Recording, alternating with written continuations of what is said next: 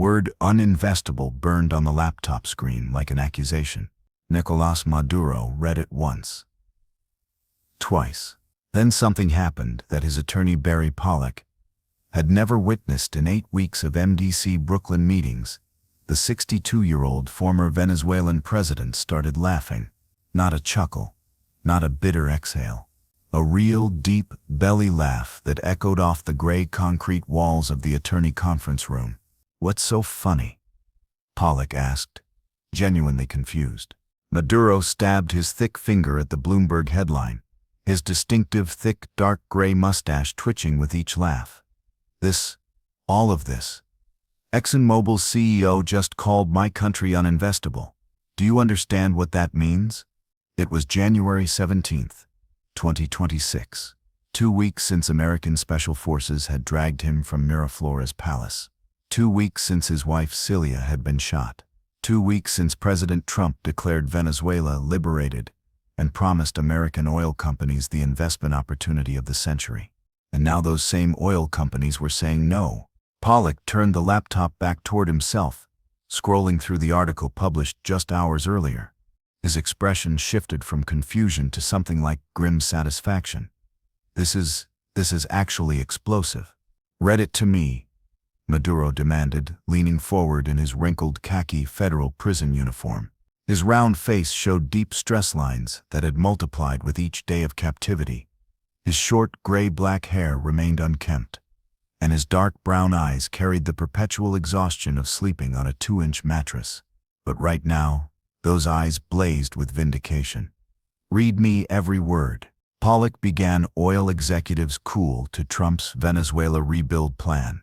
ExxonMobil CEO calls country uninvestable. According to sources present at a January 9th White House meeting. Wait. Maduro held up his weathered hand, prison ID wristband visible on his left wrist. January 9th, that was 8 days ago? Correct. So Trump gathered all the big oil executives 1 week after invading my country, and they told him to his face that Venezuela is too risky? That's exactly what happened. Maduro slammed both palms on the gray metal table, the sound cracking through the small room like a gunshot. A guard outside glanced through the reinforced glass window but didn't enter. "Read it. Read the whole thing. I want to hear every detail." Pollock continued, and with each paragraph, Maduro's expression transformed from satisfaction to disbelief to something approaching fury. The article detailed how President Trump had assembled executives from ExxonMobil, Chevron, ConocoPhillips, Occidental Petroleum, Halliburton, and Schlumberger in the White House East Room. Trump had pitched what he called the investment opportunity of the century, Venezuela's 303 billion barrels of proven oil reserves, now under American management. The response had been a corporate version of thanks, but no thanks.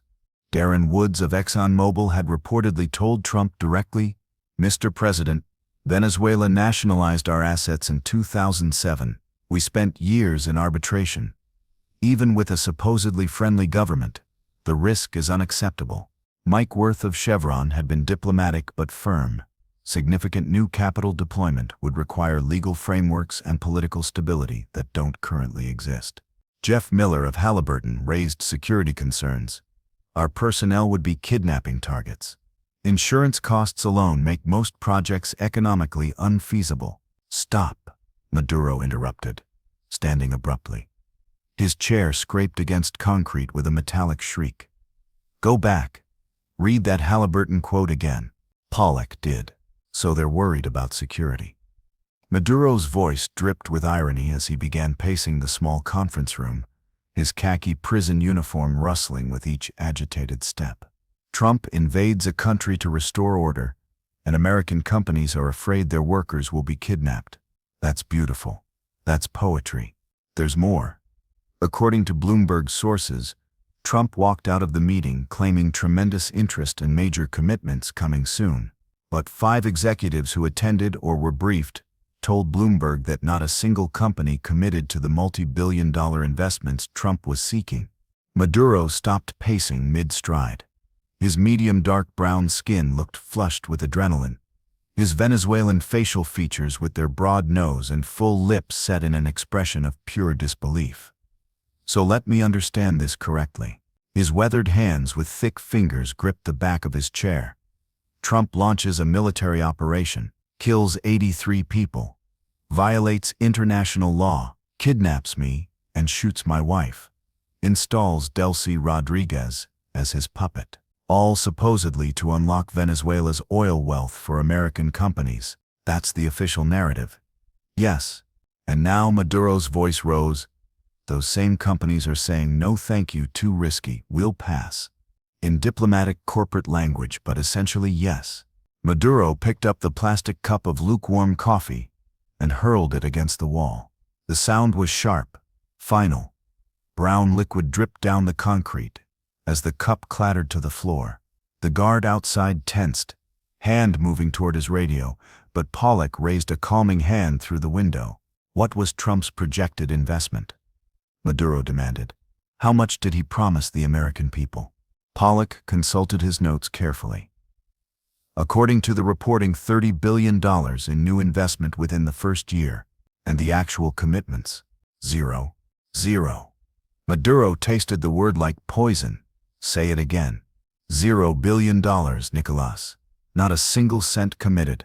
For a moment, the former president just stood there, breathing hard. Then something changed in his expression, from rage to something colder, more calculated. He walked to the small barred window that overlooked a patch of gray Brooklyn sky. Do you know what this means? His voice was quiet now, almost contemplative. I'm sitting in an American prison because of an oil heist that isn't actually happening.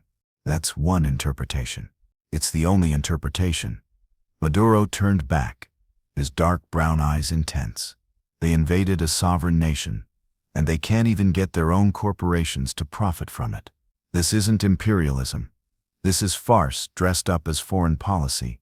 But Pollock was already pulling up another article. Wait, there's more. Financial Times published this same day. Listen to this quote from an industry analyst. Maduro leaned over the laptop, reading aloud. Trump's Venezuela plan assumes a level of stability and institutional capacity that simply doesn't exist.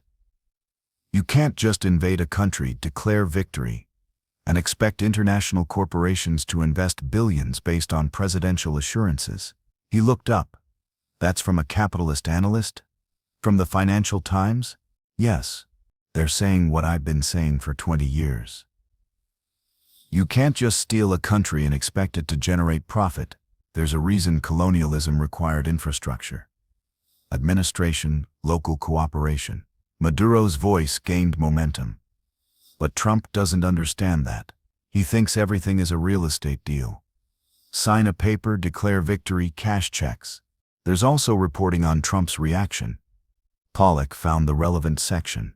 According to White House sources, the president was furious with the oil executives.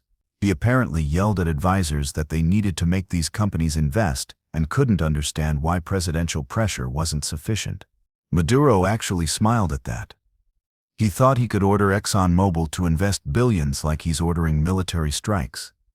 These are publicly traded companies with fiduciary duties to shareholders. They answer to markets, not presidents. The cognitive dissonance is remarkable. Pollock agreed. He genuinely believed that capturing you would automatically translate to oil profits, because he's never run anything more complex than a family real estate business. Maduro resumed pacing, but more controlled now, thinking out loud. Everything Trump touches operates on loyalty, personal relationships, direct control. But a modern oil company? That's thousands of engineers, geologists, lawyers, accountants, all making decisions based on spreadsheets and risk models. You can't just will them into profitability. Pollock pulled up another document. Let me show you something else. This is from The Economist, published yesterday. Maduro leaned in, reading the headline, Trump confused military success with economic viability. He read further, his expression darkening with each paragraph.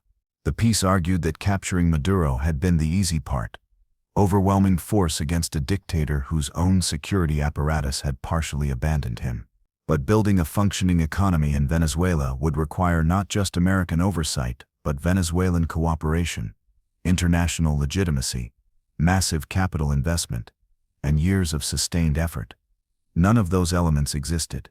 "Listen to this," Maduro said, reading aloud. "The Trump administration appears to have believed that Venezuela's oil reserves are like a giant ATM. Push the right buttons and money comes out. In reality, they're more like a broken-down factory that needs billions in repairs before it can produce anything. The president has secured the deed to a worthless asset and called it victory." "A worthless asset," Pollock repeated. "That's harsh, but accurate." Maduro straightened, crossing his arms. His prison ID wristband caught the fluorescent light.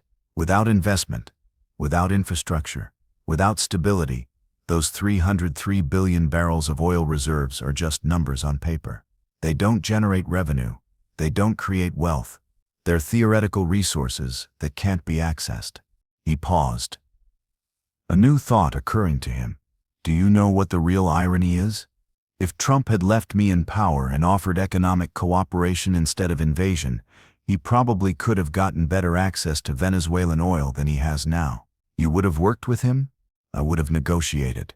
America has refineries specifically designed to process Venezuelan heavy crude. We needed their technology and investment. China was already there. Russia was involved. We could have played them against each other, gotten better terms." Maduro shook his head. "But Trump doesn't do deals. He does dominance. And dominance doesn't work when you need voluntary cooperation from millions of people to make an economy function." Pollock made notes on his legal pad. "I want to use some of this in pretrial motions. Not the political analysis, but the economic facts. It goes to motive, to the prosecution's narrative about you being this major threat to American interests. If Venezuela's oil sector is uninvestable even after your removal, then removing you wasn't actually about securing American energy interests. Be my guest." Maduro sat back down, suddenly looking exhausted. "Though I doubt Judge Hellerstein will care much about Bloomberg articles when he has federal indictments in front of him. You'd be surprised. Context matters. Judges read newspapers too.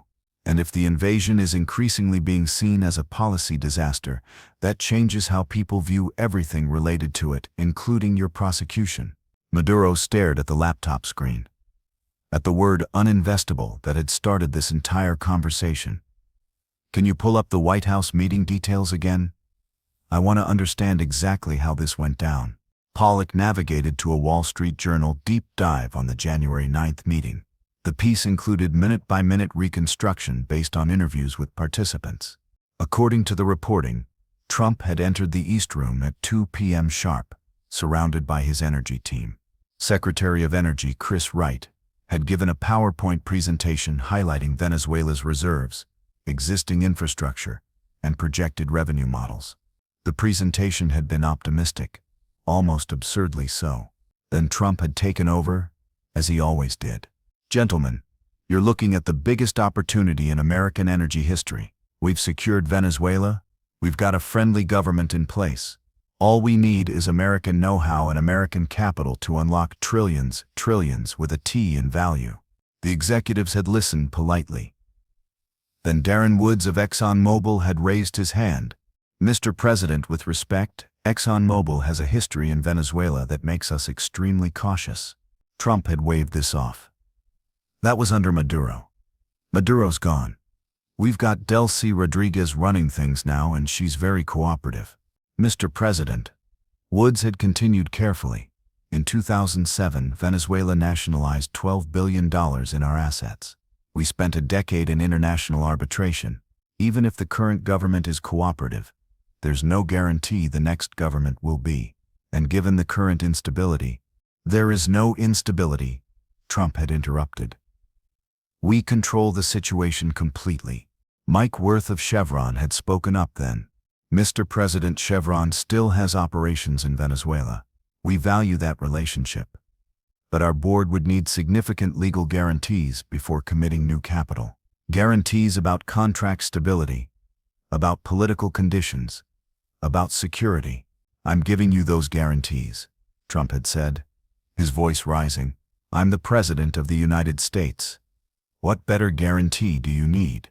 That's when Jeff Miller of Halliburton had delivered the line that made it into every subsequent article.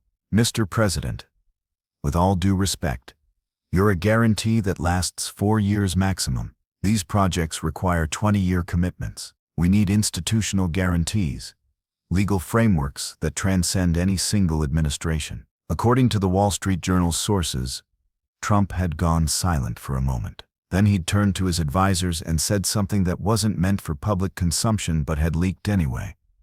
"These people don't understand leverage. We just gave them a whole country on a silver platter." But the executives did understand leverage, corporate leverage, which operated by different rules than political leverage. They understood risk assessment, shareholder responsibility, fiduciary duty, and by all those measures, Venezuela was uninvestable. The meeting had ended with handshakes and vague promises to explore opportunities. Trump had declared it a success in a press conference that evening. But behind closed doors, according to the Journal, White House staffers were panicking. The entire economic justification for the Venezuela operation was collapsing in real time. Maduro finished reading the Wall Street Journal piece and looked up at Pollock. Trump actually said, "We just gave them a whole country on a silver platter." Like Venezuela was his to give. "The imperial mindset is strong with this one," Pollock said dryly. "But even empire needs economics to work. The British didn't just conquer India.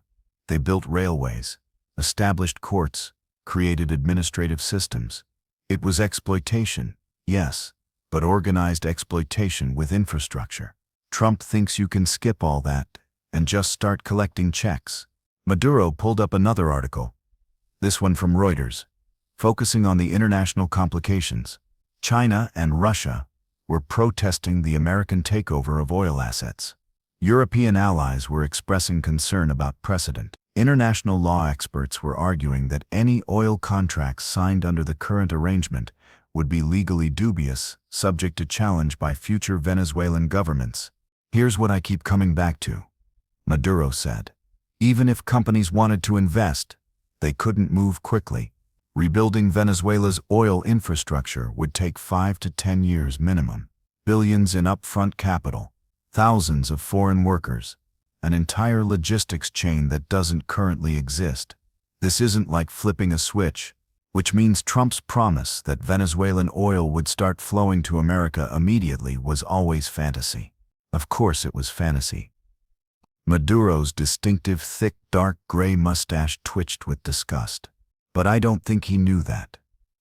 I think he genuinely believed he could just take over a country, flip a switch, and suddenly there would be money pouring in. That's not how oil works. That's not how countries work. That's not how anything works, except in the mind of someone who's never actually built anything except a brand." The room fell quiet. Outside, Brooklyn afternoon was fading toward evening, the January sky darkening through the barred window. Somewhere beyond that sky was Venezuela. Maduro's Venezuela, now under the nominal control of Delcy Rodriguez, but effectively managed by American overseers, who apparently had no actual plan beyond vague promises of oil wealth. "What do you think this means for my case?" Maduro asked finally. Pollock chose his words carefully. "Legally, it doesn't change much. You're being prosecuted for drug trafficking and other charges allegedly committed before the invasion. Trump's current policy failures don't negate those allegations. But politically, it changes everything. The prosecution has been painting you as this major threat to American interests, this drug lord devastating American communities. But if Trump's entire Venezuela policy is falling apart, if the invasion is being seen as a disaster, that creates different optics. It makes you look less like a captured criminal and more like a political prisoner taken in service of a plan that never made sense. So Trump's failure might actually help me. It creates sympathy. It won't get charges dismissed, but it influences public opinion, which eventually influences juries." Pollock paused. "There's something else. If the oil plan fails completely, if Venezuela becomes an ongoing embarrassment, Trump might look for an exit strategy. Releasing you could be part of that. Maduro's dark brown eyes sharpened. You think he'd actually do that? Politicians do strange things when policies collapse. I'm not saying it's likely, but it's possible. They spent another 30 minutes reviewing related articles. Senator Tim Kaine was calling the Venezuela operation a foreign policy disaster built on false promises. Even some Republicans were expressing concern about the lack of economic benefits. Fox News, usually Trump's strongest media ally, was running segments questioning the invasion's cost-benefit analysis. One article from Politico caught Maduro's attention. It detailed how the Venezuelan opposition, Maria Corina Machado and her supporters, were furious that Trump had backed Delcy Rodriguez instead of them. But now even that decision looked questionable, since Rodriguez couldn't deliver the oil investment Trump wanted. Everyone loses, Maduro observed. The opposition is angry. The oil companies won't invest. The Venezuelan people are suffering. American taxpayers are funding an occupation with no economic return, and I'm sitting here in prison. The only winner is Trump's ego, and even that's taking damage. A guard knocked on the conference room door. 15 minutes, counselor. Pollock nodded and began packing up his laptop. I'll file some preliminary motions using this information. We'll request documents about the economic planning behind the invasion, force the prosecution to justify why capturing you was necessary, if Venezuela is still uninvestable. Good. Maduro stood, his khaki prison uniform wrinkling as he stretched. His round face looked older in the harsh fluorescent light, stress lines deep around his dark brown eyes. But I want you to do something else too. What? Leak this to media. Not from me, not from you. Find a way to get these articles to journalists covering my case. Make sure they understand the connection. I was captured for oil that won't be extracted, imprisoned for wealth that can't be accessed, prosecuted for threatening interests that don't actually exist. Pollock considered this. That's risky. It could look like we're trying to manipulate public opinion. We are trying to manipulate public opinion. Maduro's voice was sharp. Trump manipulated it to justify invading my country. The prosecution is manipulating it to justify my imprisonment. I'm just fighting back with the truth. The truth being that this entire operation was a catastrophic miscalculation built on fantasy economics and imperial arrogance. And I'm the one paying the price for their delusions. As guards arrived to escort him back to his cell, Maduro took one last look at the laptop screen, at the Bloomberg headline that had started this conversation, UNINVESTIBLE. He thought about that word as he shuffled back through MDC Brooklyn's corridors, his wrist shackles clinking with each step. Uninvestable. It meant that Venezuela, for all its oil reserves, for all its theoretical wealth, was too broken, too complicated, too risky for rational economic actors to engage with. But it also meant something else. It meant that Trump's grand plan, the justification for everything that had happened since January 3rd, was built on sand. The emperor had no clothes. The invasion had no economic foundation. The policy had no path to success. Back in his cell, Maduro's cellmate Rodriguez was reading a paperback thriller. Informative, Maduro replied, sitting on the edge of his bunk, the thin mattress barely compressed under his weight. You look different. Almost satisfied? That's weird for a guy facing life in prison. Maduro considered how to explain. I just learned that the reason I'm here, the justification Trump gave for invading my country, is falling apart. He said he was unlocking Venezuela's oil wealth, but America's own oil companies won't invest. They say it's too risky, too unstable. Rodriguez whistled low. So he grabbed you for oil he can't actually get. Exactly. That's messed up, man. That's like robbing a bank and finding out the vault was already empty. The comparison was crude, but apartment. Yes, Maduro said. That's exactly what it's like. That night, lying on his 2-inch mattress as MDC Brooklyn settled into its nocturnal routine, Nicolás Maduro thought about markets and power, about capitalism and empire, about the strange irony of being imprisoned as part of a resource grab that wasn't actually working. He had spent his entire political career railing against American imperialism, against capitalist exploitation, against corporate pillaging of Latin American resources, and now he was living proof that even imperialism could fail when it collided with basic economic reality. Trump had the military power to capture him, but he didn't have the economic power to make Venezuela profitable for his corporate allies. Force could accomplish invasion, but it couldn't manufacture investment returns. There was something almost philosophically satisfying about it. The contradiction at the heart of modern American empire, military supremacy without economic logic, political will without practical wisdom, the ability to break things but not to build them. As sleep finally came, Maduro's last conscious thought was about that word again. Uninvestable. It meant his country was too broken to profit from. But it also meant that his imprisonment, his wife's injuries, the 83 people killed during the operation, all of it had been for nothing. He had been captured for oil that would stay in the ground, imprisoned for wealth that wouldn't be extracted, prosecuted for threatening interests that couldn't actually be secured. In the morning, when the 6 a.m. wake-up bell rang, Maduro carried that knowledge like armor. Trump's Venezuela plan was failing. The invasion was economically incoherent. The emperor had no clothes. It wouldn't free him from prison. It wouldn't reverse January 3rd. It wouldn't restore his power or return his previous life. But it meant that history might judge this moment differently than Trump intended, not as successful reassertion of American dominance in Latin America, but as expensive demonstration that military power without economic logic was just violence with a press release.